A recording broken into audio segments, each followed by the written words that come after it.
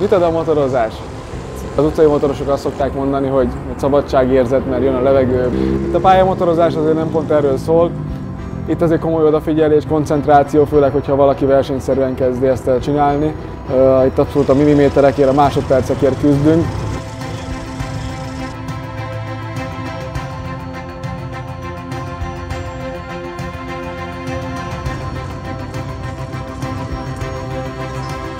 Gyerekkorban érdemes ezt elkezdeni, mert ott tudja a legjobban megtanulni a gyerek azokat az apró mozdulatokat, ami kell utána, hogy jó versenyző legyen.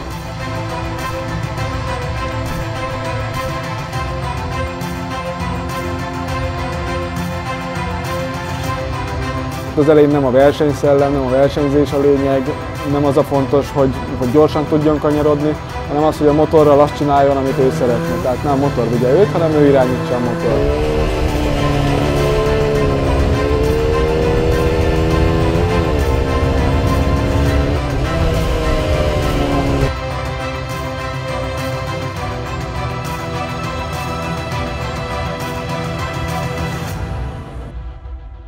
Komoly koncentrációt ad, odafigyelést, erőnlétet és magabiztosságot.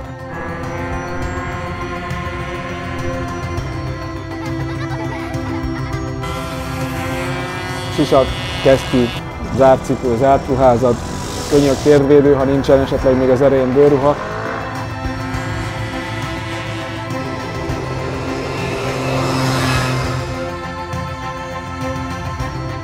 Hogy akár segít fejleszteni is a gyereknek a koncentrációját, egyensúlyérzékét, odafigyelését.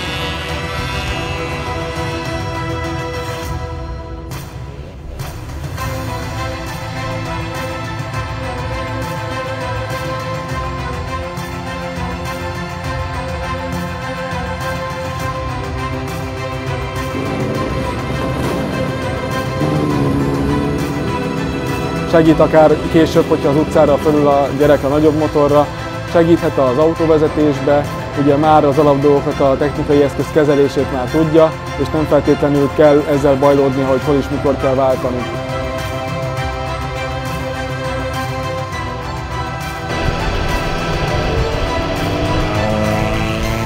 Vannak gyerekversenyek is, egész szép nemzetközi mezőnnyel, de a magyar, szlovák, cseh motoros szövetségek összefogtak, és akkor ők csinálnak egy komplett utánpótlás bajnokságot.